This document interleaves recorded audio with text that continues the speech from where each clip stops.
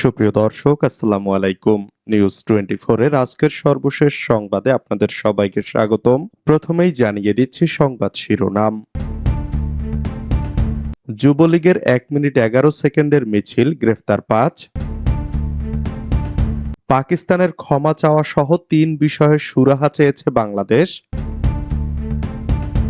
মোদিকে ডক্টর ইউনূসের সঙ্গে চুক্তি করতে বললেন মমতা ব্যানার্জি। রয়ের সঙ্গে মিটিং করে বাংলাদেশের রাজনীতি চলবে না, হুঁশিয়ারি হাসনাতের। ভারতের সংখ্যালঘু মুসলিমদের পূর্ণ নিরাপত্তা নিশ্চিত করার আহ্বান বাংলাদেশের। প্রতিবেশী দেশের কিছু ঘটনার কারণে ট্রান্সশিপমেন্ট সুবিধা বন্ধ, যা বললেন ভারতের পররাষ্ট্রমন্ত্রী। পাকিস্তানের সঙ্গে সম্পর্ক জোরদারের আহ্বান প্রধান উপদেষ্টার। এতক্ষণ শুনছিলেন সংবাদ শিরোনাম। পুরো খবর পেতে ভিডিওটি শেষ পর্যন্ত দেখুন। সর্বশেষ সংবাদ পেতে চ্যানেলটি সাবস্ক্রাইব করুন। এবার বিস্তারিত। যুবলীগের 1 মিনিট 11 সেকেন্ডের মিছিল, গ্রেফতার 5। চট্টগ্রাম নগরীতে ঝটিকা মিছিল করেছে যুবলীগ। বৃহস্পতিবার সকালে ব্যানার নিয়ে নগরের বহদ্দারহাট মোড় এলাকায় এই মিছিল করেন তারা। ঝটিকা মিছিলের একটি ভিডিও আজ দুপুরে সামাজিক যোগাযোগ মাধ্যম ফেসবুকে ছড়িয়ে পড়ে। ভিডিওতে দেখা গেছে মিছিলের স্থায়িত্ব ছিল 1 মিনিট 11 সেকেন্ড। ভিডিও ছড়িয়ে পড়ার পর নগরের বিভিন্ন এলাকায় অভিযান চালিয়ে মিছিলে থাকা 5 জনকে গ্রেপ্তার করা হয়েছে বলে জানিয়েছে পুলিশ। বাকিদেরও গ্রেপ্তারে অভিযান চলছে। সামাজিক যোগাযোগ মাধ্যমে ছড়িয়ে পড়া ঝটিকা মিছিলের ওই ভিডিওতে দেখা গেছে মিছিলটি বহদ্দারহাট মোড় থেকে চাঁদগাঁও আবাসিক এলাকার সড়কের দিকে চলে যায়। মিছিলে একটি ব্যানার ছিল, ওই ব্যানারটিতে লেখা ছিল 17 এপ্রিল ঐতিহাসিক মুজিবনগর দিবস। মিছিলে নেতৃত্বে ছিল চট্টগ্রাম নগর যুবলীগ নেতা মোহাম্মদ হানিফ। মিছিলে 8 থেকে 10 জন অংশ নেওয়া ব্যক্তিরা ছিল বয়সে তরুণ। তারা মিছিলে শেখ হাসিনা বীরের বেশে আসবে ফিরে বাংলাদেশে, রাজপথ ছাড়ি নাই, শেখ হাসিনার ভয় নাই স্লোগান দেন। পাকিস্তানের ক্ষমা চাওয়া সহ 3 বিষয়ে সুরাহা চেয়েছে বাংলাদেশ। 71-এ বাংলাদেশের বিরুদ্ধে পাকিস্তানের সশস্ত্র বাহিনীর গণহত্যার অভিযোগে দেশটির কাছে আনুষ্ঠানিকভাবে ক্ষমা চাওয়া সহ অমীমাংসিত 3টি বিষয়ের সুরাহা চেয়েছে ঢাকা।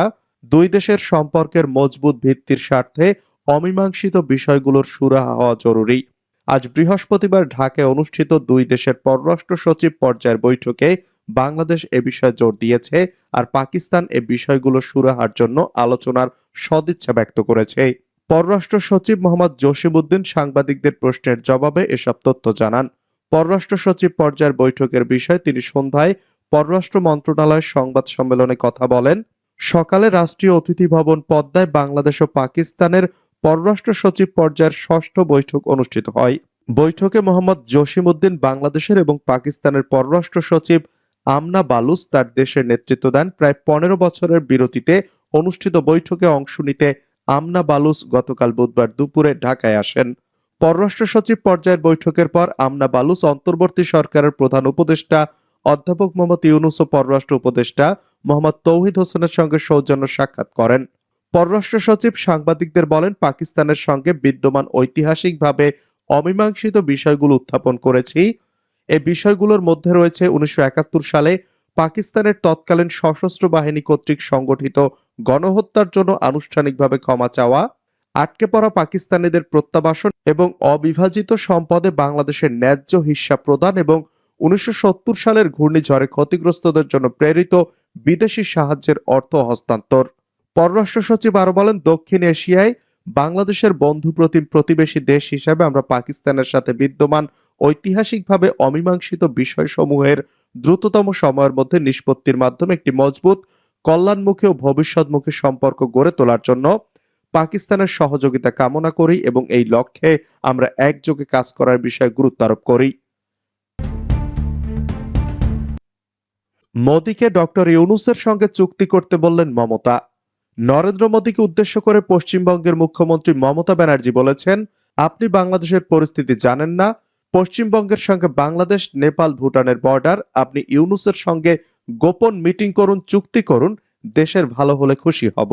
বুধবার কলকাতার নেতাজি ইন্ডোর স্টেডিয়ামে ইমাম ও মুয়াজ্জিনদের সম্মেলনে যোগ দিয়ে এসব কথা বলেন তিনি। মমতা ব্যানার্জি বলেন, আপনি আমার অধিকার কেড়ে নিচ্ছেন, আপনি রাম রহিমের অধিকার কেড়ে নিচ্ছেন। এটা কি আপনার আওতার মধ্যে পড়ে না?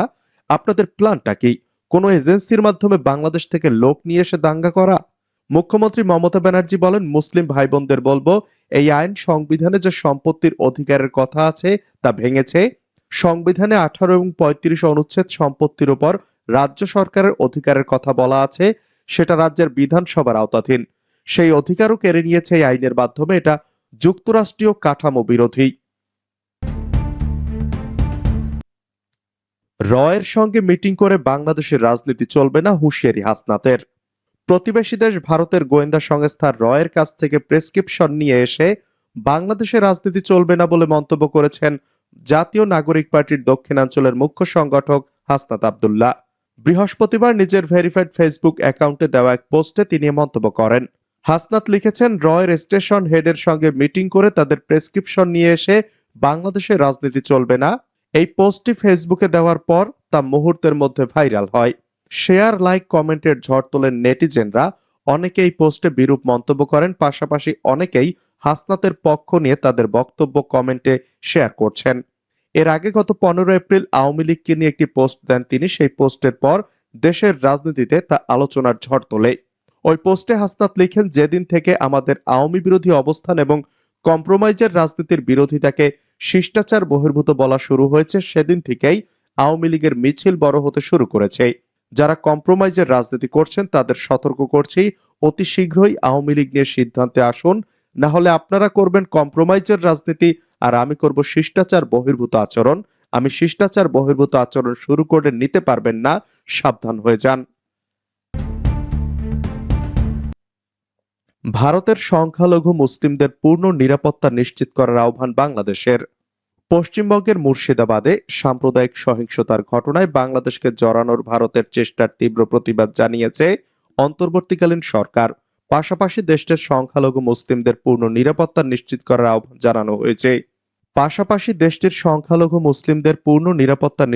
আহ্বান জানানো হয়েছে। প্রধান উপদেষ্টার প্রেস সচিব শফিকুল আলম আজ বৃহস্পতিবার বাসসের কাছে অন্তর্বর্তীকালীন সরকারের এই অবস্থান তুলে ধরেন। তিনি বলেন, মুর্শিদাবাদের সাম্প্রদায়িক সহিংসতায় বাংলাদেশকে জড়ানোর যে কোনো চেষ্টাকে আমরা দৃঢ়ভাবে প্রত্যাখ্যান করি। শফিকুল আলম বলেন, বাংলাদেশ সরকার মুসলিমদের ওপর হামলা এবং তাদের জানমালের নিরাপত্তাহানির ঘটনার নিন্দা জানায়। তিনি বলেন, আমরা ভারত সরকার এবং পশ্চিমবঙ্গ সরকারকে সংখ্যালঘু মুসলিম জনগোষ্ঠীর পূর্ণ নিরাপত্তা নিশ্চিত করার জন্য সব ধরনের পদক্ষেপ গ্রহণের আহ্বান জানাই। প্রতিবেশী দেশের কিছু ঘটনার কারণে ট্রান্সশিপমেন্ট সুবিধা বন্ধ, যা বললেন ভারতের পররাষ্ট্রমন্ত্রী। ভারতের স্থলবন্দর ব্যবহার করে ট্রান্সশিপমেন্টের মাধ্যমে তৃতীয় দেশে বাংলাদেশের পণ্য রপ্তানির সুবিধা বন্ধের পেছনে যে প্রতিবেশী দেশের কিছু ঘটনা রয়েছে, ভারত তা স্পষ্ট করে দিল। আজ বৃহস্পতিবার পররাষ্ট্র মন্ত্রণালয়ের সাপ্তাহিক ব্রিফিংয়ে এ সংক্রান্ত এক প্রশ্নের উত্তরে মন্ত্রণালয়ের মুখপাত্র বলেন, ওই সিদ্ধান্তের আগের কিছু ঘটনা খতিয়ে দেখা প্রয়োজন, তাহলে ছবিটা পূর্ণ ও স্পষ্ট হবে। কোন ঘটনাবলী খতিয়ে দেখা প্রয়োজন সে বিষয়টি মুখপাত্র অবশ্য উচ্চ রাখেন। ভারতের সরকারি সূত্র অনুযায়ী গত মার্চ মাসে বাংলাদেশের বাণিজ্য মন্ত্রণালয় স্থলবন্দর দিয়ে সুতা আমদানি বন্ধ করার সুপারিশ করেছিল। কারণ হিসেবে দেখানো হয়েছিল অবকাঠামোজনিত সমস্যা। যদিও সেই সিদ্ধান্ত রূপায়িত হয় ভারত তার স্থলবন্দর দিয়ে তৃতীয় দেশে বাংলাদেশের পণ্য রপ্তানি বন্ধ করে দেওয়ার পর, ওই সিদ্ধান্তের কয়েকদিনের মধ্যেই বাংলাদেশ গত মার্চ মাসে গৃহীত সিদ্ধান্ত রূপায়ণ করে। সরকারি সূত্রের মতে, যাতে সমুদ্র বন্দর দিয়ে পাকিস্তানি সুতা আমদানি করা সম্ভব হয় সেজন্য বাংলাদেশ ওই সিদ্ধান্ত নিয়েছিল। পররাষ্ট্র মন্ত্রণালয়ের মুখপাত্র রণধীর জয়সওয়াল অন্য এক প্রশ্ন প্রসঙ্গে আজ মনে করিয়ে দেন, ভারতের ওই সিদ্ধান্তের আওতায় অবশ্য নেপাল ও ভুটানের মতো স্থলবেষ্টিত রাষ্ট্র পড়ছে না। ওই দুই দেশে বাংলাদেশি পণ্য যথারীতি সরবরাহ হবে, এর ফলে দক্ষিণ এশিয়ায় এর কোনো প্রভাব পড়বে না। অন্য এক প্রশ্নের উত্তরে জয়সওয়াল মনে করিয়ে দেন, ভারত বারবার বলেছে বাংলাদেশের সঙ্গে এক ইতিবাচক ও গঠনমূলক সম্পর্ক চায়। গণতান্ত্রিক ও অন্তর্ভুক্তিমূলক বাংলাদেশ দেখতে ভারত আগ্রহী। আজ পাকিস্তানের পররাষ্ট্র সচিব আমনা বালুচ বাংলাদেশের পররাষ্ট্র সচিবের সঙ্গে দ্বিপক্ষীয় বৈঠকে বসেন। দীর্ঘ 15 বছর পর আবার দুই দেশের সম্পর্ক স্বাভাবিক করার চেষ্টায় এই সফর। পাকিস্তানের সঙ্গে সম্পর্ক জোরদারের আহ্বান প্রধান উপদেষ্টার।